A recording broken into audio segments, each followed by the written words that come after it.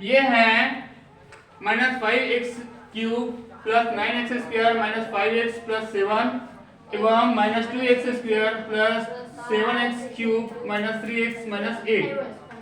इन दो बहुपदों को हम जोड़ना सीखेंगे, ठीक है? कि किस प्रकार से बहुपदों को जोड़ेंगे, ये सारे के सारे चीज अभी इसमें सीखने वाले हैं। तो किस प्रकार से जोड़ेंगे, देखो भाई, हमेशा हम क्या बोले हैं, क्लास को ध्यान में रखना है। जब भी हम बहुपद को जोड़ेंगे तो उसमें क्लास बहुत इंपॉर्टेंट होता है। क्लास मतलब उसके समान, समझ में आ रहा है? तो सबसे पहले देखेंगे, हम शुरुआत करेंगे इधर से। तो यहाँ पर क्या लिखा है, देखो ये लिखा है, पूरी चीज को यहाँ पर लिखेंगे, है ना, हल करके। जिसको समझ में आएगा वो स्पॉट में पूछेंगे, ठीक है?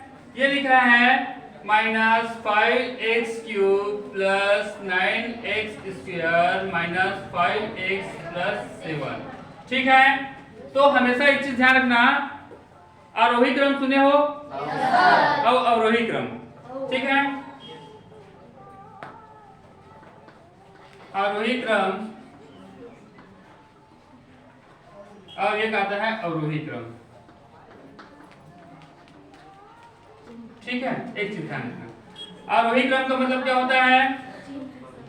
आरोही मतलब होता है बढ़ते क्रम, ठीक है? और अवरोही मतलब क्या होता है? घटते क्रम। तो यहाँ पर कौन से क्रम में अरेंज है, देखना, ये पहले 3 है, फिर 2 है, फिर 1 है। तो यहाँ पर क्रम कौन सा है? घटता हुआ क्रम है, समझ में आ रहा है?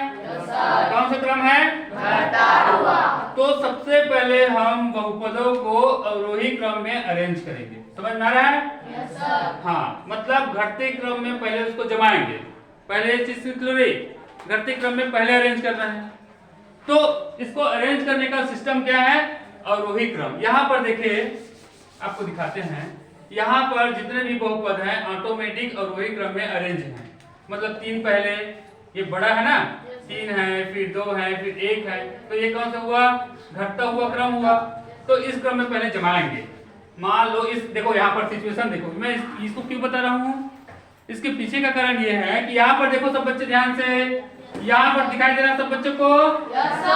यहाँ पर इधर उधर क्रम में है, ये समझ में आया? देखो यहाँ पर पहले 2 को 2 दे दिया है, फिर 3 को, फिर 1 को, मतलब इधर उधर है, रैंडम है, समझ में आ रहा है?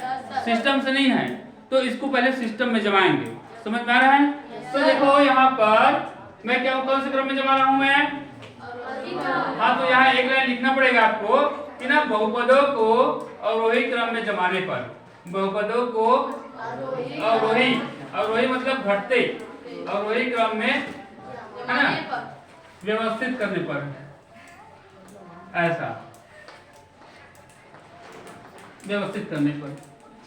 तो व्यवस्थित करेंगे, देखो यहाँ पर ये लिखा है, ये देखो पहले कौन आएगा? घात 1 वाला, सॉरी घात 3 वाला आएगा। घात 3 वाला कौन है? क्यू, है ना? तो एक हो जाएगा +7x³। इसको इसके नीचे में क्यों लिखे हैं? क्योंकि एक समान घात है, समझ में आया? इसके बाद आते हैं, देखो अब वही क्रम में जमाना है हमको, तो इसके बाद आएगा घात 2 वाला, 3 के बाद 2 आता है ना? हाँ, तो ये हो जाएगा -2x², ठीक है? उसके बाद घात 1 वाले को जमाएंगे। घात 1 वाले कौन है? ये है ना, -3x। फिर देखो उसके बाद है कांस्टेंट को जमाएंगे, समझ में आया? कांस्टेंट को जमाएंगे। कांस्टेंट हमारे पास क्या है? -8, समझ में आया? और इसको क्या करने के लिए बोला है? इसको जोड़ने के लिए बोला है, तो जोड़ देंगे, समझ में आया? हाँ, अब देखो ध्यान से, हम क्या करते हैं उसको, हमेशा एक चीज बताया हूँ, फिर से बता रहा हूँ कि जब भी जोड़ना घटाना होगा उनके गुणांकों के बीच में होगा। मतलब जो चर राशि है वो, उसको कुछ नहीं करना है, बदलाव किस में होगा? अचर में होगा, जो गुणक के रूप में है। उदाहरण के तौर पर यहाँ इसको डिफाइन करूंगा मैं, इसको तो मैं जो का त्यों क्या करूंगा, ये +7 है और ये -8 है ना? वो अगले स्टेप में इसको सिंपल करेंगे, समझ में आया? अब यहाँ पर बात करते हैं, -5x है और ये है -3x, ठीक है? समझ में आया? तो मैं क्या बोला हूँ, जो भी होगा, जैसे यहाँ पर फिर से समझाता हूँ, ये है -5x और ये है क्या? -3x। तो ये और ये क्या है, कॉमन है दोनों में, है ना, क्या है, कॉमन है, इसलिए इसको मैं ब्रैकेट के बाहर कर दूंगा। ये -5 और ये -3, इसको ऐसे लिखूंगा। इसको लिखने का कारण ये है कि जब इसको गुणा के फॉर्म में लिखूंगा, फिर से देखो इसको इस रूप में, तो गुणा करूंगा मैं, ये गुणा हो रहा है ना, गुणा करूंगा मैं तो यही चीज मिलेगा। देखो गुणा करके, -5 गुणित x -5x -3 गुणित x -3x, समझ में आया? तो इसको कहते हैं उभयनिष्ठ निकालना। उभयनिष्ठ निकाल दिया मैं यहाँ पर x को। अब ये माइनस, क्योंकि ये जो है वो क्या है भाई, ये जो कौन सा राशि है, चर राशि है, इसमें कुछ नहीं होगा, तो होगा किसमें, इसके बीच में, अचर के बीच में, जो गुणांकों के रोल प्ले कर रहा है। तो देखो यहाँ -3 है, -8 है, -3 है, -3 है, -5 और -3 है, सॉरी। तो ये जो होगा वो दूसरे नियम के हिसाब से क्या हो जाएगा, दोनों संख्या का चिन्ह क्या है, माइनस है, एक जैसे है, तो दोनों संख्या आपस में जुड़कर उसी प्रकार का चिन्ह लग जाएगा। तो दोनों को जोड़ देंगे, क्या हो जाएगा, दोनों को जोड़ेंगे तो इसमें अगले स्टेप में करेंगे उसको। ये मैं लिखता हूँ यहाँ पर -5 और -3, ठीक है। अब ये क्या हो जाएगा, x हो जाएगा। समझ में आया, समझ में आया? नहीं आएगा वो पूछना। यहाँ पर देखो 9 + 9x² -2x² है। अब वैसे क्या करेंगे, वैसे सिचुएशन यहाँ पर भी है, तो यहाँ पर जो चर राशि की घात है, चर राशि की जो घात है वो क्या होगा पता है, वैसे वैसे रहेगा। देखो यहाँ पर ये x² है, और ये क्या है 9 है, और ये क्या है +9 है, और ये क्या है -2 है, तो ये क्या हो जाएगा, देखो +9 -2।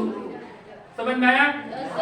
ये यहाँ तक हो गया। यहाँ पर देखना है एक स्टेप आगे, यहाँ पर देखो ये घात 3 वाला है, तो x³ क्या होगा, वो वैसे रहेगा। समझ में आया? अब ये क्या है -5, और ये क्या है +7, ये देखो ये ऐसा बनेगा। ये अभी अधूरा है ना, इसको एक स्टेप और नीचे क्या करेंगे, सिंपल करेंगे, है ना, इजी करेंगे, ठीक है। वो कैसा होगा देखना यहाँ पर, ठीक है। ये है 7 - 8, ठीक।